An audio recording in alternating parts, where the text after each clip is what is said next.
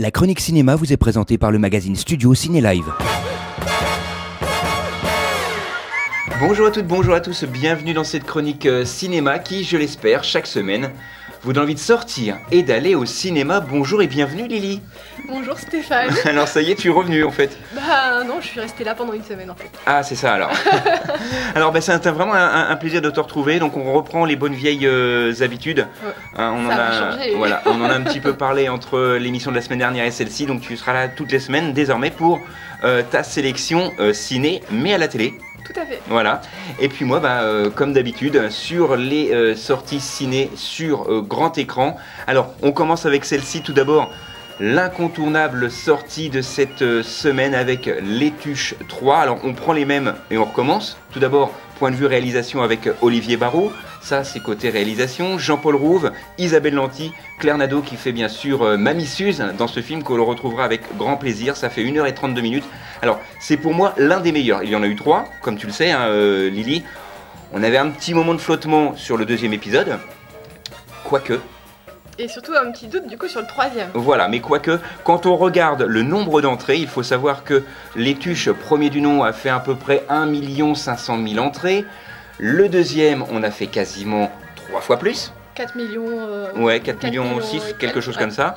Donc en espérant que le troisième ait au moins le même nombre d'entrées que le numéro 2, j'espère que vous me suivez, c'est-à-dire à peu près 4 500 000. Et c'est bien parti parce que toutes les avant-premières qui ont eu lieu en France, ont été, les gens ont été agréablement surpris de nouvelles vannes, de nouvelles répliques. Hein, notamment on connaît dans le numéro, je ne sais plus si c'est dans le deuxième ou dans le premier, où on avait effectivement cette blague avec tu peux perdre une 4 mais pas 15. Oh, je le fais super bien, t'as remarqué? Ouais, sinon t'as pas un peu le chicorée? Voilà, c'est ma chicorée, voilà, c'est le nom d'Isabelle Nanty, hein, qui est la femme de Jean-Paul Rouve, qui est la femme de Jeff Tuche. Donc pour cette histoire, Jeff Tuche se réjouit puisqu'il va y avoir le TGV qui va passer dans son village. Il va s'arrêter à Bouzolles, mais malheureusement il ne fait que passer et il va décider d'appeler l'Elysée, d'appeler directement le président de la République pour essayer de faire passer son train et que le TGV s'arrête à Bouzolles. Bien sûr, personne ne lui répond et là, il va essayer par tous les moyens de les contacter. Il ne va pas y arriver. La seule chose qu'il va avoir en tête, c'est de se présenter aux élections présidentielles. Mais malheureusement pour lui, parce que même lui, il s'y attendait pas beaucoup. Je pense un peu ce qui s'est passé également en France ou même aux États-Unis. Personne ne s'y attendait. Et ben là, lui non plus. Il va se retrouver malgré lui président de la République. Ça va être très drôle. Ils vont embarquer à l'Elysée. Il y a une petite astuce, c'est ce qu'elle disait d'ailleurs dans l'interview sur TF1. Elle va décider parce que c'est trop de chantier à nettoyer. Elle va mettre du parquet partout, même du lino à la place du carrelage, etc. Donc voilà. Un très bon cru pour ce Tuche numéro 3, il sort cette semaine. N'ayez pas peur d'aller le voir, les 2 premiers épisodes sont disponibles en VOD, en DVD, donc si vous voulez vous remettre un petit peu dans l'ambiance des Tuches, n'hésitez pas, et en tout cas, je vous donne rendez-vous pour les Tuches 3 cette semaine, oui. Et une diffusion des Tuches, je crois, premier épisode, dimanche prochain sur TF1. Bravo! Alors là je dis chapeau bas. Donc merci pour cette petite information. Je vais passer malheureusement très brièvement sur un film qui sort cette semaine. Alors je ne connais pas le nombre de copies, c'est pour ça que je vous le donne avec toute la réserve qui se doit, puisque c'est le tout nouveau film de Monsieur Woody Allen, film coproduit par Amazon. Donc on ne sait pas s'il y aura beaucoup de copies cinéma ou si le film sera uniquement diffusé sur la plateforme VOD d'Amazon. On vient de vérifier, apparemment ce n'est pas le cas, mais il faut voir ce tout nouveau Woody Allen avec Kate Winslet notamment, Justin Timberlake ou encore Juno Temple, qui est vraiment l'une des actrices, l'une de mes actrices favorites. Et ce film va être un petit peu le destin croisé de 4 personnages qui vont se retrouver dans une espèce de, ce qu'on appelle une fête foraine, mais un parc d'attractions à Conley Island.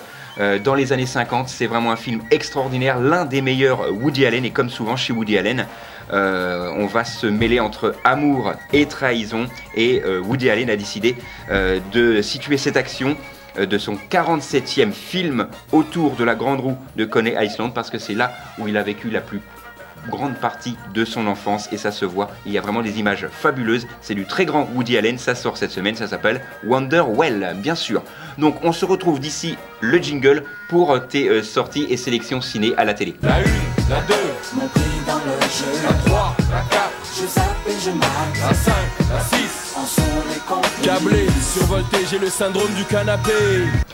Donc nous voici donc de retour après ce petit jingle pour tes sorties, enfin tes sélections ciné, mais à la télé. Alors, j'ai fait le choix de 2 téléfilms et pour le coup, je n'ai pas fait exprès, j'ai choisi la chaîne France 2 qui propose 2 très très beaux films cette semaine. Alors, le tout premier, il s'agit de La mort dans l'âme, un film de Xavier Duringer avec Didier Bourdon, Hugo Becker et Isabelle Renaud.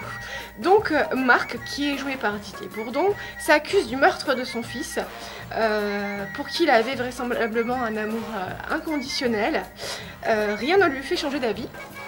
Et nous avons Tristan Delmas, un jeune avocat commis d'office qui a pour mission de défendre Marc. Tristan, dévoré d'ambition, va tenter le tout pour révéler la vérité, mais cela ne sera pas malheureusement sans conséquence pour le jeune avocat. Donc au vu du casting, il s'agit là je pense d'un film qui va nous rappeler celui que j'ai présenté la semaine dernière. Oui, je voulais juste rentrer chez moi. Je voulais juste rentrer chez moi, qui d'ailleurs sera diffusé en continuité de La mort dans l'âme. Du coup, pour ceux qui ont raté la première de Je voulais juste rentrer chez moi, vous aurez l'occasion de voir 2 très bons films dans la même soirée.